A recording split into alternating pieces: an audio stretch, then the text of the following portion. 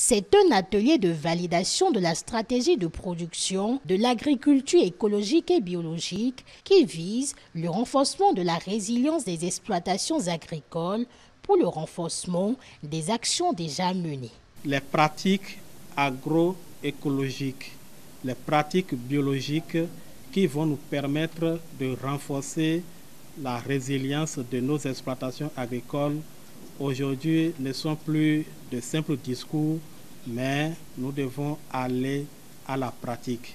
Et c'est cette logique-là qui a guidé tout le processus d'élaboration de ces documents sous l'accompagnement d'éminentes personnalités. Nous allons nous doter de ce document et ce serait, comme le dirait l'autre, le début d'un autre commencement pour renforcer les actions que nous avons déjà prévues, mais en les arrimant sur les orientations que nous serons définies ensemble. Cette assise est en effet une aubaine pour les acteurs et va permettre de redynamiser le secteur de l'agriculture.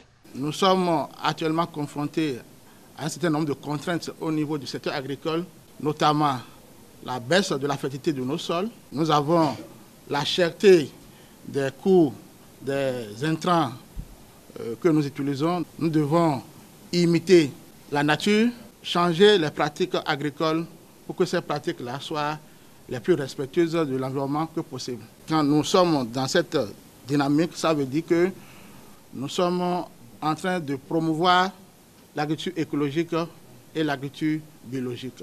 Le représentant du ministre de l'Agriculture, de l'Élevage et de la Pêche se dit rassuré des capacités des participants à faire de leur mieux afin que de bons résultats sortent des échanges. Plusieurs étapes ont ponctué l'élaboration de cette stratégie. Vous constaterez bel et bien avec moi que la formulation de la stratégie soumise a vraiment suivi un processus participatif et inclusif qui me rassure de son appropriation par les acteurs parties prenantes que vous constituez. Je suis rassuré que dans cette salle, les compétences requises sont là. C'est pour ça que je me permets de nourrir l'espoir que sortira de nos échanges un produit d'une grande facture. Il est à noter que ce document couvre la période de 2022 à 2030 et contient les nouvelles pratiques agroécologiques.